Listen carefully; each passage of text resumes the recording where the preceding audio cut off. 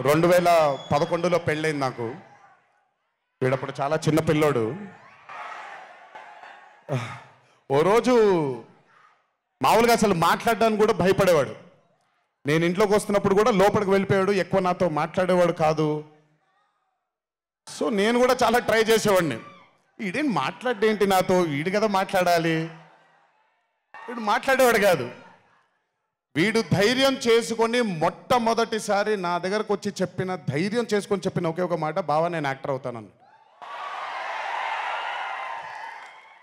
అంతే ధైర్యంగా నేను కూడా నా సపోర్ట్ నీకు ఉండదు, పోయి సావన్నాను.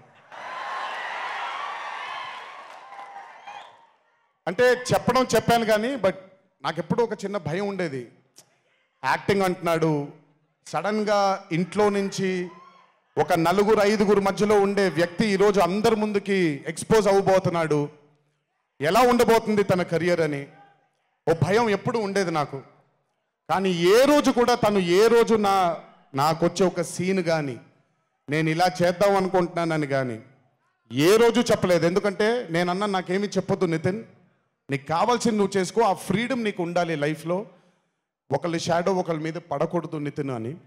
తను ఏ రోజు నన్ను ఎప్పుడూ అడగలేదేది, తను చేసుకుంటూ వెళ్ళాడు. ఈరోజు చాలా గర్వంగా ఉంది తను చూసి.